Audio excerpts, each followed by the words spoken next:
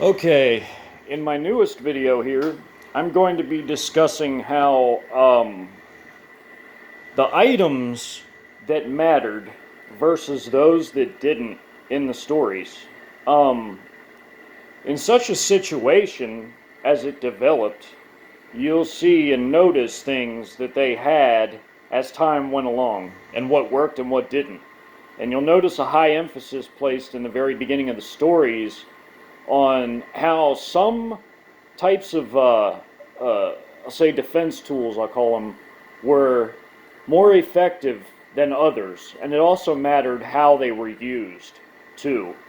You'll notice that um, another important thing that they had was glass and combustibles for a certain type of anti-armor sort of thing that they used at the very beginning.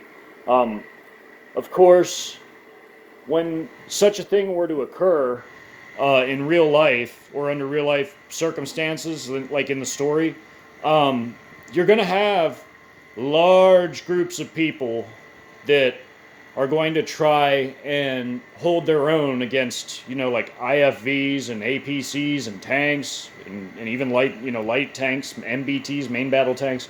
Um, you're going to see people try and go up against them with conventional sorts of armaments, and yeah, they're going to lose at first. That's what's going to happen.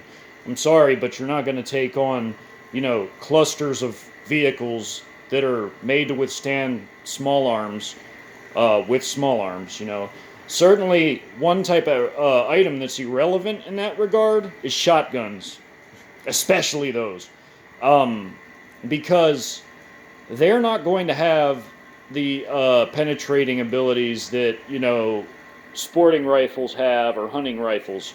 Um, you know, so naturally, the bigger you go, the better it'll be. You've seen the guy John, the character John, the former Green Beret, and my very first story.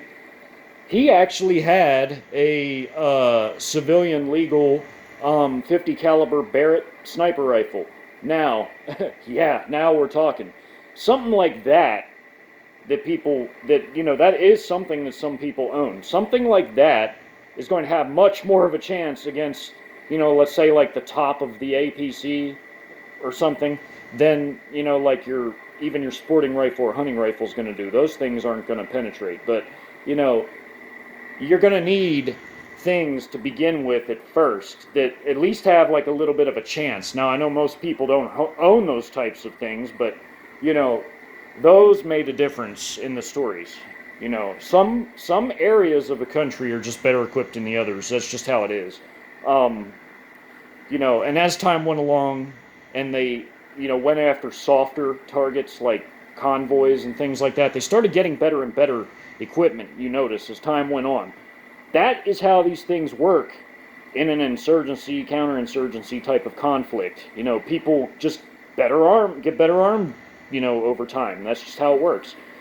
That is generally how it would go.